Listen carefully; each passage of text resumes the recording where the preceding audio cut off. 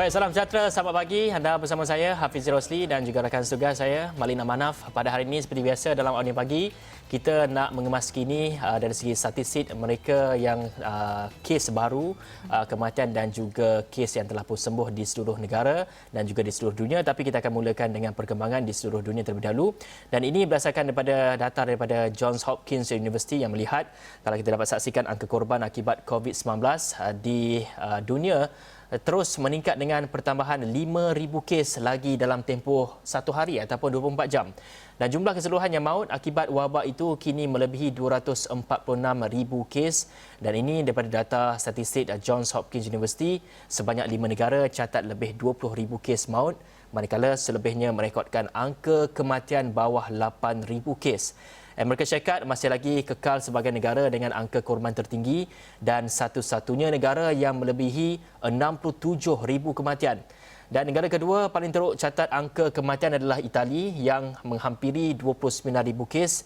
Angka kematian di United Kingdom meningkat mendadak dan semakin menghampiri kes. Dicatatkan Itali dengan 28,000 kes, manakala Perancis dan Sepanyol negara keempat dan kelima paling teruk dengan angka korban masing-masing 25,000 dan 24,000 kes.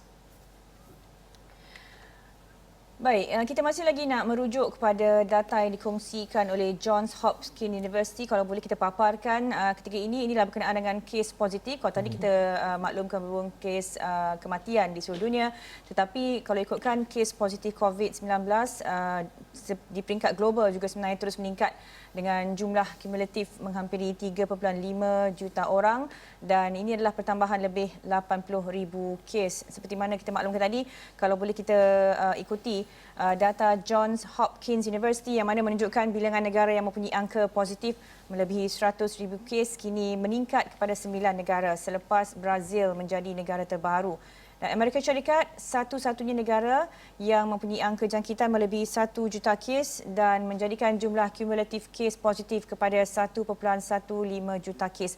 Dan Sepanyol dan Itali masing-masing melepasi angka 200,000 kes jangkitan dengan kumulatif kes masing-masing 216 dan 210 kes. Dan sementara United Kingdom dan Perancis menjadi negara keempat dan kelima mempunyai kes jangkitan antara tertinggi dengan 187,000 dan 168,000 kes.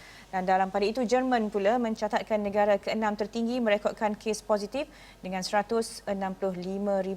Dan Rusia pula kini negara ketujuh tertinggi mengatasi Turki selepas merekodkan peningkatan mendadak dengan 134,000 kes, manakala Turki dan Brazil masing-masing merekodkan kes positif 126,000 dan 101,000 kes.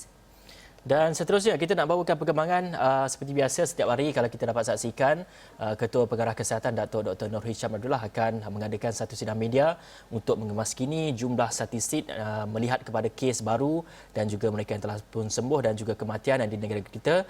Dan jika kita dapat saksikan sehingga 12 hari semalam, ini statistik yang kita nak tunjukkan iaitu 87 kes pulih, 122 kes baru dan juga 2 kematian. Bagi jumlah kes semua di seluruh negara pada ketika ini adalah sebanyak 6,298 kes dan mereka yang telah pun sembuh, kumulatif kes yang telah pun pulih ataupun sembuh adalah 4,413 kes. Dan kita nak dengar apa yang dikatakan oleh Datuk Dr. Nur Hisham Abdullah ini.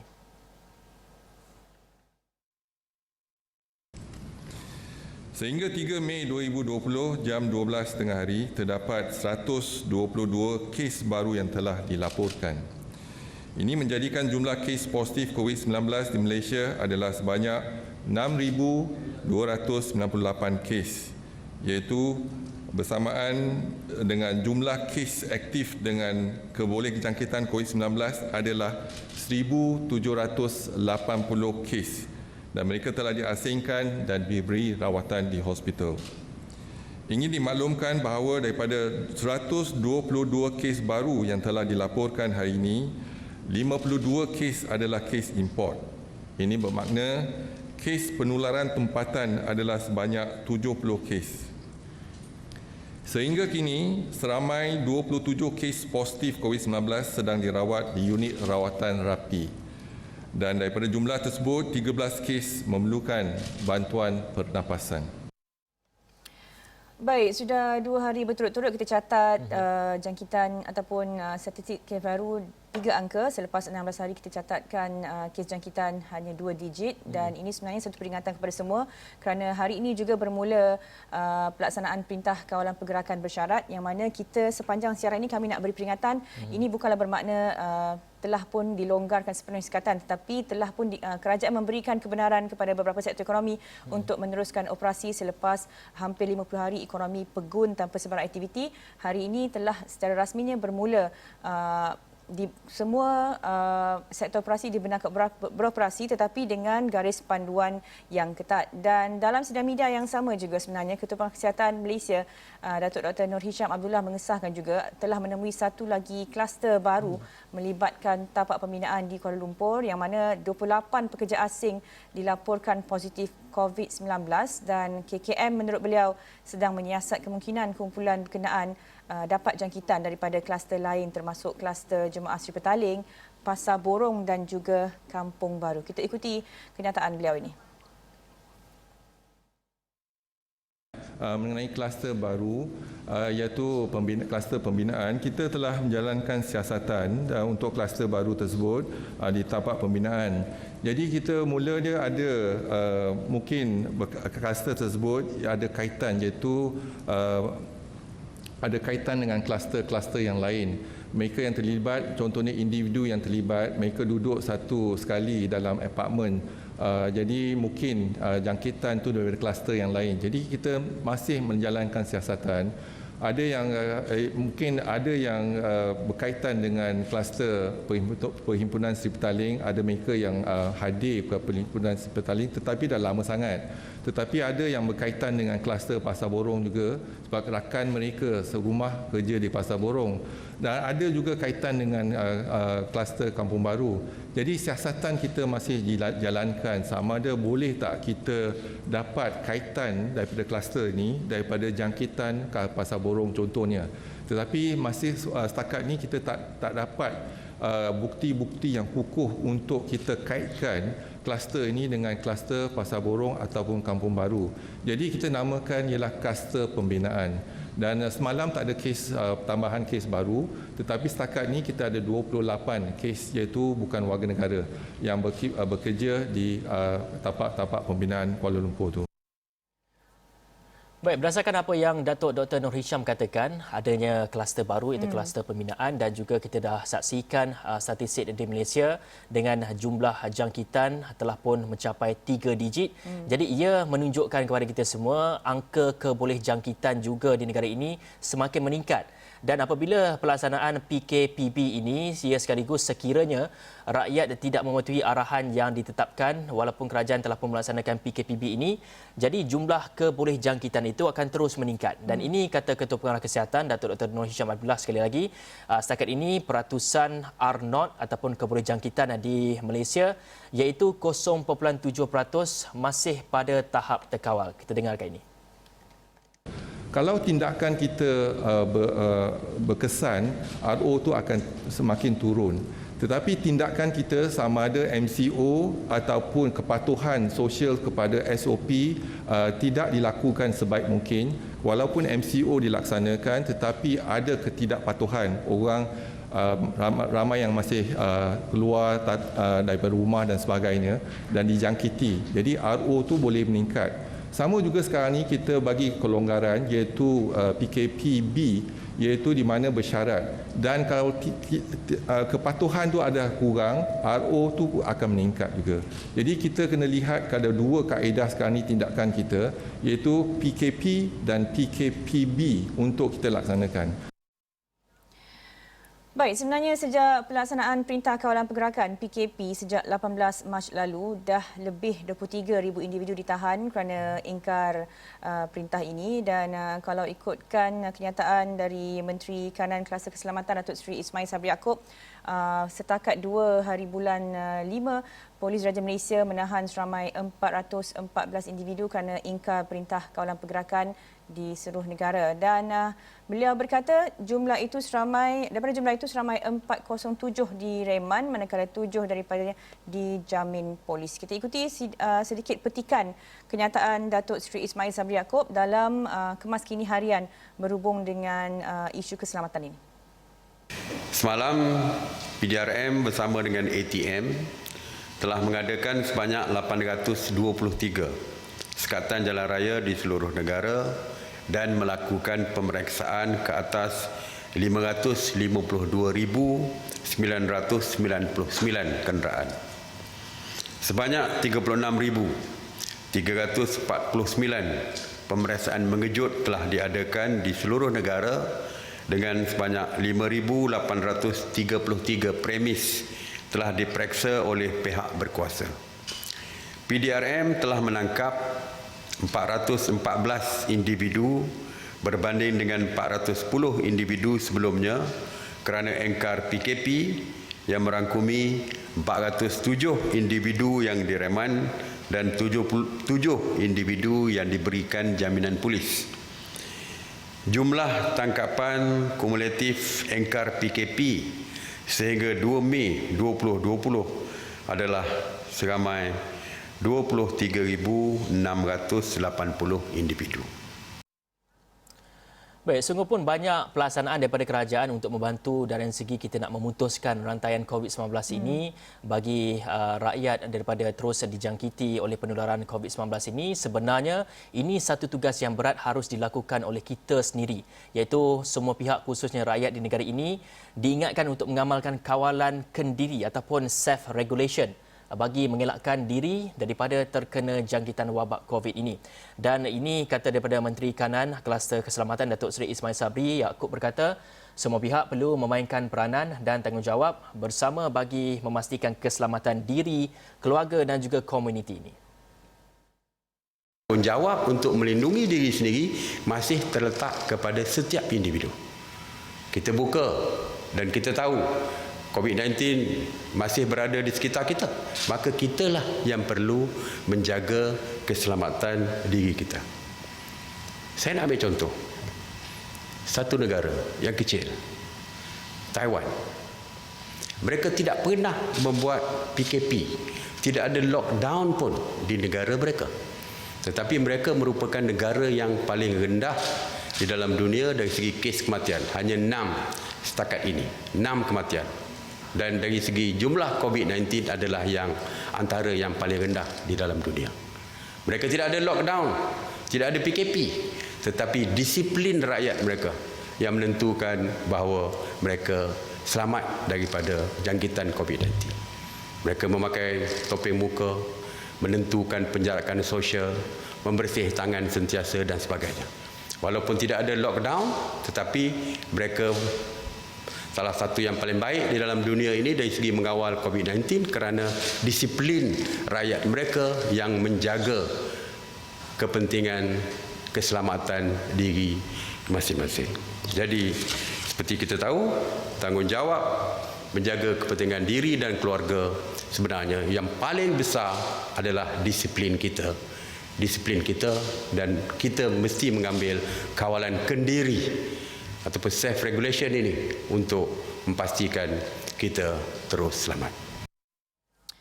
Baik, itu Hafizi. Kata-kata hikmahnya adalah kawalan kendiri, self-regulation. Kalau kita katakan sebelum ini pasukan petugas kesihatan ini adalah frontliner, barisan hadapan, sebenarnya rakyat adalah mereka yang berada di barisan hadapan. Mereka ada tanggungjawab sosial, berdisiplin, mematuhi perintah kawalan pergerakan kerana pada akhirnya kalau kita gagal untuk mengikuti disiplin ini, berlakulah jangkitan yang lebih tinggi dan akhirnya yang akan susah payah untuk menyelamatkan ataupun membendung ataupun flatten the curve jangkitan positif, jangkitan COVID-19 ini adalah mereka yang kita panggil barisan hadapan, iaitu pasukan petugas barisan hadapan ini. Tetapi sebenarnya dah kita katakan tadi, hari ini bermulanya perintah kawalan pergerakan Pergerakan Bersyarat PKPB, dan sudah pasti hari ini akan ada sebilangan rakyat yang mula keluar untuk pergi bekerja, dan ini juga peringatan yang diberikan oleh Datuk Seri Ismail Sabri Yaakob bahawa jumlah penumpang yang akan dibenarkan menggunakan semua pengangkutan awam termasuk bas, transit aliran ringan MRT dan transit aliran ringan LRT adalah dihadkan separuh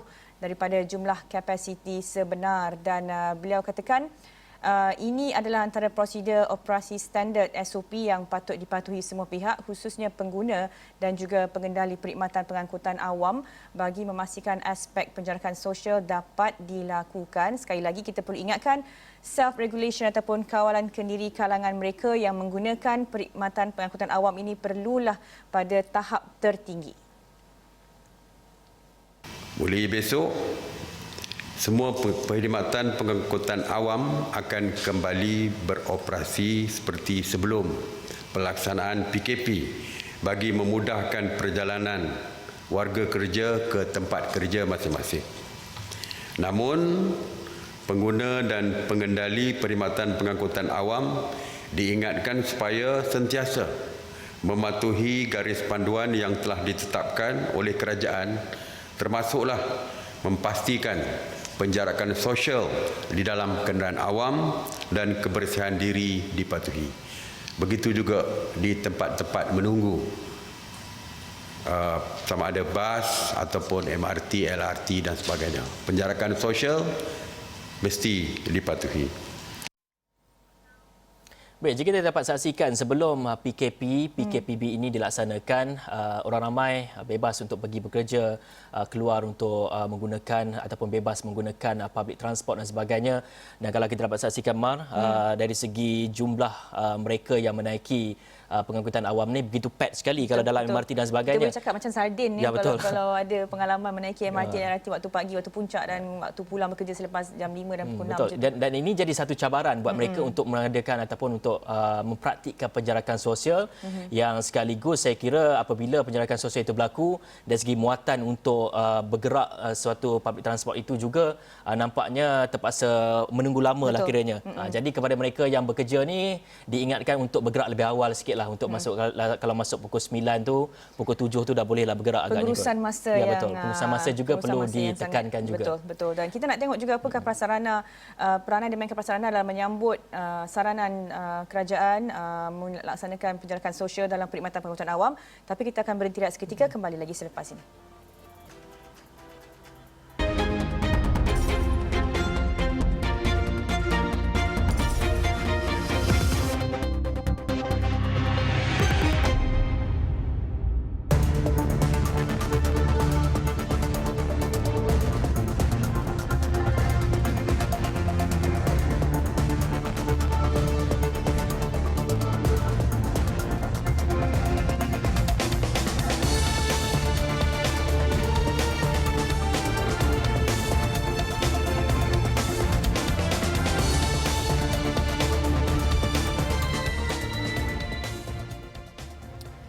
Baik. Kembali bersama saya Hafizi Rosli dan juga Malina Manaf, dan kita nak teruskan kepada laporan yang berikutnya. Okey, baik. Sebelum kita berhenti rehat tadi, kita dah nyatakan berkenaan dengan apakah alternatif ataupun langkah dilaksanakan oleh prasarana ataupun pengendali pengangkutan awam di Malaysia ini, kerana kita tahu sebelum kami nak ulang berkali-kali bahawa hari ini bermulanya Perintah Kawalan Pergerakan Bersyarat PKPB, dan ini bukan bermakna Perintah Kawalan Pergerakan PKP sebelum ini telah pun ditarik semula, tetapi PKPB bermaksud kerajaan memberikan kebenaran kepada beberapa sektor ekonomi untuk memulakan semula operasi selepas terhenti operasi mereka sejak pelaksanaan PKP. Ini peringatan yang kami nak berikan kepada semua, bukanlah maksud PKP telah ditamatkan, tetapi pelaksanaan PKPB ini adalah bagi sektor operasi sektor-sektor ekonomi memulakan operasi mereka. Dan kalau kita nak saksikan, ini laporan kita nak kongsikan kepada anda semua.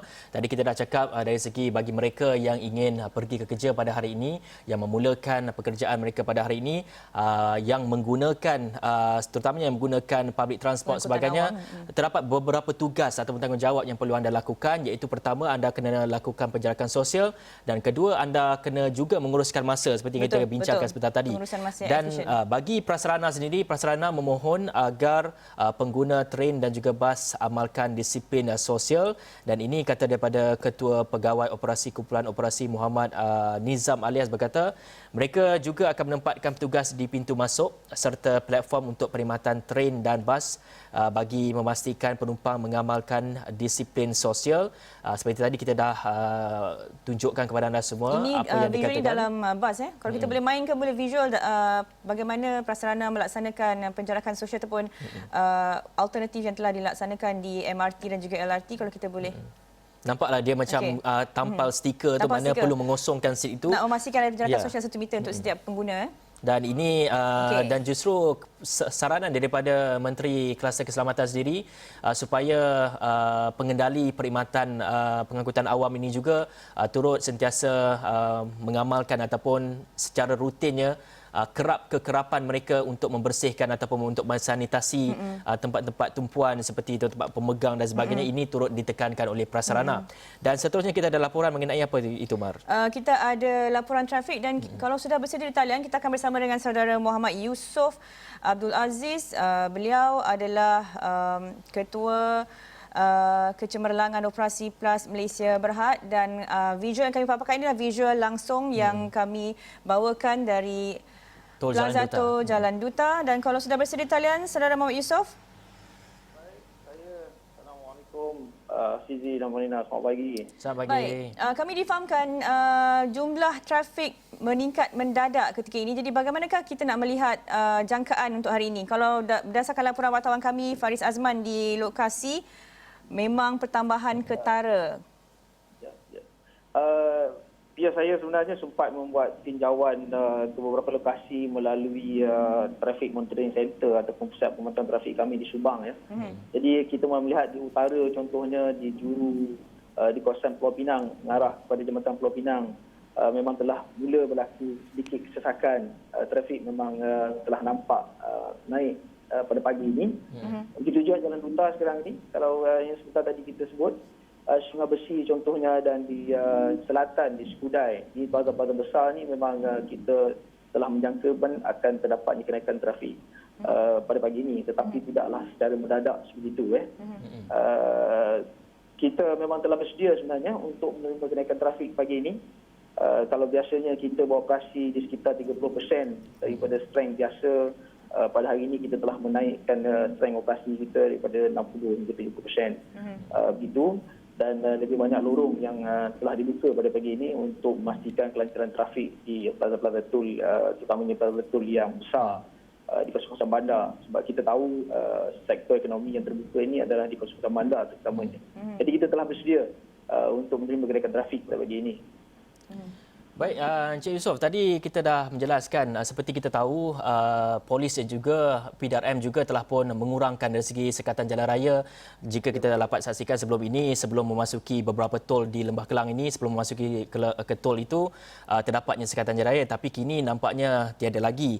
Dan juga kita nak tanya, itu langkah di pihak kerajaan. Di pihak PLUS ni bagaimana langkah yang diambil untuk memastikan semua pengguna ini mematuhi PKPB ini dan juga social distance ataupun penjagaan sosial di lebuh raya dan juga ketika menggunakan RNR?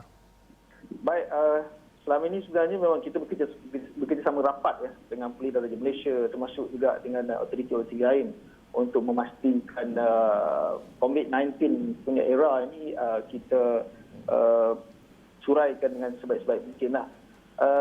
Sebenarnya memang sejak malam tadi semua sekatan jalan raya telah pun terurai daripada kawasan-kawasan lebuh raya ini.